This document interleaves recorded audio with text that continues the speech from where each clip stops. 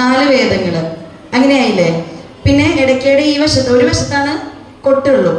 ഇങ്ങനെ ഒരു വശത്ത് കൊട്ടുമ്പോഴാണ് സൗണ്ട് വരും. അപ്പോൾ ഈ വായിക്കാൻ പറ്റുന്ന സൗണ്ടിന് ഉള്ള തോലിങ്ങനെ ശ്രുതിയൊക്കെ ചേർത്ത് നമ്മൾ കൊണ്ടു നടക്കും. അപ്പോൾ ഇത് 2 എണ്ണം ഉണ്ടല്ലോ, ശരിക്കും 2 വട്ടങ്ങളില്ലേ. ഈ വട്ടത്തിനെ സൂര്യൻ ചന്ദ്രൻ എന്ന് പറയും. സൂര്യനും ചന്ദ്രനുമായിട്ട് കണക്കാക്കും. ഈ കൈ പിടിച്ചിരിക്കുന്ന ഭാഗമില്ലേ, കാണുന്നുണ്ടോ? കൈ പിടിച്ചിരിക്കുന്ന ഭാഗത്തിനെ കുറ്റി എന്ന് പറയും, ഇടയ്ക്കയുടെ കുറ്റി. അത് ആണ് നമ്മുടെ ഇടയ്ക്കയുടെ സൗണ്ടിനെയൊക്കെ കൺട്രോൾ ചെയ്യുന്നത്. അത് നമ്മൾ കൈ എങ്ങനെയാണോ ഉപയോഗിക്കുന്നത് അതനുസരിച്ചാണ് ഇടയ്ക്കയുടെ ശബ്ദത്തിന് വ്യത്യാസം വരും.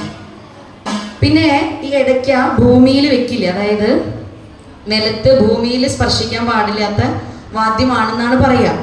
സയന്റിഫിക്കലി ഒക്കെ ചിന്തിക്കുകയാണെങ്കിൽ അങ്ങനെ എന്താ ഭൂമിയിൽ വെച്ചാൽ എന്താ കുഴപ്പം? ഒരു കുഴപ്പമില്ല. പക്ഷെ ഒരു ഐതിഹ്യപരമായി ഒരു ദൈവികമായൊക്കെ നമ്മൾ നമ്മുടെ ആശാന്മാർ ഗുരുനാഥന്മാരൊക്കെ പഠിപ്പിച്ചു തന്നത് വെച്ച് ഭൂമിയിൽ തൊടിയിക്കാൻ പാടില്ലാത്ത വാദ്യമാണ് ഇടയ്ക്ക. അതെന്തുകൊണ്ടാന്ന് വെച്ചാൽ എത്ര കലകളുണ്ടെന്നാ പറഞ്ഞേ? 64 കലകളുണ്ട്. എത്ര വേദങ്ങളുണ്ട്? 4 വേദങ്ങളുണ്ട്. സൂര്യനുണ്ട്, ചന്ദ്രനുണ്ട്, ഇത്രയും. പിന്നെ ഇതിന് 6 ദ്വാരങ്ങളാ. ഇത് കോർത്തിട്ടില്ലേ, ഈ വട്ടത്തിൽ 6 ഓട്ടകളാണ് ഉള്ളത്. അത് 6 ശാസ്ത്രങ്ങളാണെന്നാ പറയാ. ഇതിനൊക്കെ ഓരോ കണക്കുണ്ട് ഈ നമ്പറിനൊക്കെ. അപ്പോൾ 4 വേദമായി, 64 കലകളായി, 6 ശാസ്ത്രങ്ങളായി, സൂര്യനായി, ചന്ദ്രനായി. ആശയം കൊണ്ട് ഇത്രയും സമ്പുഷ്ടമായൊരു വാദ്യത്തിന്റെ ഭാരം ഭൂമി ദേവിക്ക് താങ്ങില്ല എന്നാണ് പറയാ. ഭൂമിക്ക് താങ്ങാൻ പറ്റില്ല എന്ന്. ഫിസിക്കൽ ഭാരമല്ല, അതിൻ്റെ ഒരു ആശയപൂർണമായ ഭാരം ഭൂമിക്ക് താങ്ങില്ല.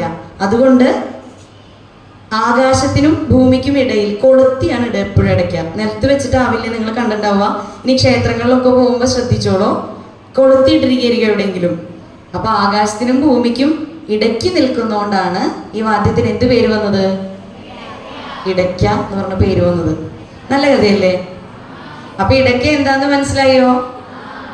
അപ്പോൾ ഇടയ്ക്ക ഇന്ന ആൾക്ക് വായിക്കാൻ പാടുള്ളൂ, അങ്ങനെയൊന്നും ഇല്ല കേട്ടോ. ഒരു വാദ്യമാണ്. അതായത് ലോകത്തില് മനുഷ്യന്റെ തൊണ്ടയിൽ നിന്ന് പുറപ്പെടുവിക്കുന്ന ഏതൊരു ശബ്ദവും എടുക്കാൻ കഴിവുള്ള ഒരേ ഒരു തുകൽ വാദ്യമാണ് ഇടയ്ക്ക. Percussion instrument. നമ്മളുടെ തൊണ്ടയിൽ ഉണ്ടാവുന്ന എല്ലാ ശബ്ദവും ഇടയ്ക്കയിൽ എടുക്കാന്നാ പറയാം. പിന്നെ പാട്ട് പാടാതെ തന്നെ ഇടയ്ക്ക കൊണ്ട് പാട്ട് പാടാം. ശരിക്കും അതൊക്കെ വളരെ എക്സ്പേർട്ട് ആയിട്ടുള്ള ആളുകൾ ചെയ്യുന്നതാണ്. അത്രയ്ക്കൊന്നും ഞാൻ വളർന്നിട്ടില്ല. ഞാൻ അത്യാവശ്യം കൊട്ടി പാടുകയാണ് ചെയ്യുക. ശരിക്കും സോപാന സംഗീതം എന്ന് പറഞ്ഞാൽ കൊട്ടി പാടുന്നതാണ്. അപ്പോൾ നിങ്ങൾക്ക് എല്ലാവർക്കും വേണ്ടി നിങ്ങളുടെ ജീവിതത്തിൽ എല്ലാവിധ എന്താ പറയുക ഉന്നതിയും ഐശ്വര്യങ്ങളും ഉണ്ടാവട്ടെ എന്ന് ഭഗവാനോട് പ്രാർത്ഥിച്ചുകൊണ്ട് എല്ലാവർക്കും വേണ്ടിയിട്ട് ഒരു കീർത്തനം പാടാം.